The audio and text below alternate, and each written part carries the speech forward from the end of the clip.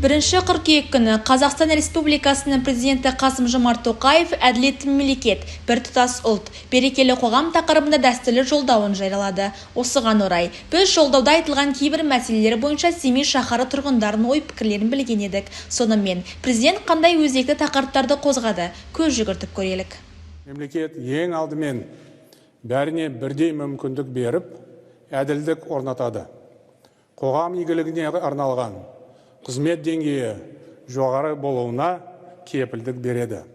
Мемлекет басшысы өз жолдауында баға белгілеу мәселесіне тоқтала келе, бұл іске мемлекеттің араласуынан біртіндеп бас тарту қажеттігін жеткізді. Бұл орайда бәсекелі ортасы жоқ нарықтар ғана бұрынғыдай қала береді. Монополистердің тарифтері қатаң бақылауда болады. Бірақ бақылау жасау орынсыз қысым көрсету деген сөз емес деді Қасым-Жомарт Кемелұлы. Енді жолдауда көптеген нәрселер айтылды. Оның ішінде мынау Қазақстанның халқының әлеуметтік экономикалық басым бағыттары, оның ішінде үкіметке де айтты. Мынау қанттың, сонымен қатар мынау қазіргі тамақтың қымбатшылығы туралы. Енді халықтың ең басты сұрап жүрген дүниесі осы әлеуметтік экономикалық жағдай ғой, өздерінің әлеуметтік тұрмыстық жағдайы.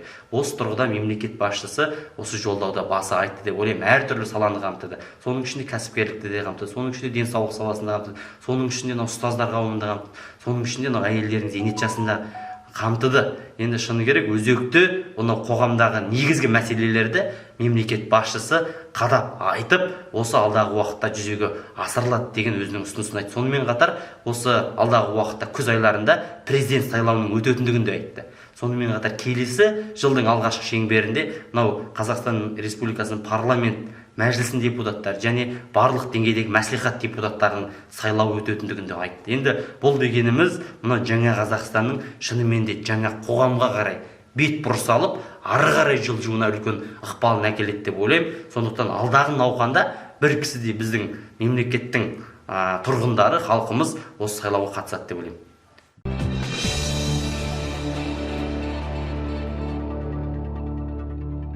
Өз жолдауында мемлекет басшысы ең төменгі еңбекақы деңгейін 60 мың теңгеден 70 мың теңгеге дейін көтеру туралы шешім қабылдағанын. Бұл шешім 1,8 миллион азаматтың табысына тікелей әсер ететінін айтты. Сондай-ақ президент зейнетақы жасын 63 жастан 61 жасқа дейін қысқарту қажеттігіне де баса назар аударды.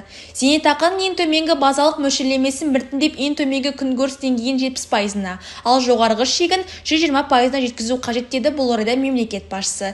Қасым-Жомарт Кемелұлының айтуынша, бұл қадам бұған дейін қабылданған шешімдермен бірге 2025 жылға дейін жиынтық зейнетақы мөлшерін орташа есеппен алғанда 27%-ға көбейтеді. Бала күтіміне төленетін ақша бұрын 1 жылға дейін болса, қазір 1,5 жылға дейін бала күтіміне ақша төленеді. Бұл да біздің жаңағы отбасылық, демографиялық мәселелердің оң шешім табатынына үлкен серпін береді деп есептейміз. Сонымен бірге ол өзі президентіміз алғашқы күннен айтып келе жатқан әділетті қоғам орнату, халық үніне құлақ асатын үкіметтің жұмысын күшейту мәселесін тағы да қайталап айтты. Халық үніне құлақ асатын үкімет қағидасын одан ары қарай жетілдіру керек деген басым тапсырмалар берілді.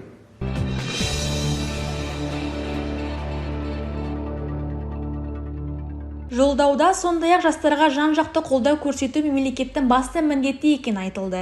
Мәселен, келер жылы еңбекпен қамтитын түрлі шаралар арқылы 100 мың жасқа жұмыс беріліп, олардың кәсіпкерлік бастамаларына қолдау көрсетілмек. Жастарға жеңілдетілген тәртіппен жылдық өсімі 2,5% болатын шағын несие беріледі. Бұл шаралар қоғамның барынша үйлесімді, әрі әділетті болуына ықпал етеді деді бұл орайда мемлекет басшысы. Биылғы жолдаудан ерекше түйгеніміз жаңағы жастарды қолдау туралы көп айтылды. Яғни бұл жерде келесі жылдан бастап 100 мың жасты жұмысқа қамту туралы қаламызда салыстырмалы түрде алатын болсақ, 2 мыңға жуық жас жұмыссыз жүр. Яғни келесі жылы 100 мың жасты жұмыспен қамтитын болса, бұл деген біздің қаламыздағы жұмыссыз жастардың саны азаятын еді. Және де қазір бір қуанатынымыз, жастарымыздың көбі көзі ашық, қоғаммен байланысқа жақсы түсалады, бірақ дегенмен де оларға осы уақытқа дейін қолдау болмай келген болатын. Сәйкесінше келесі жылдан бастап жастарға қолдау ретінде 2,5%-бен жеңілдетілген несие берілетін болды. Сәйкесінше бұл жастардың өз кәсібін ашып, ары қарай жұмысын жалғастыруына деген үлкен мүмкіндік болып отыр. Сондықтан биылғы жолдауды жастар өте жақсы қабылдайды деген ойдамыз.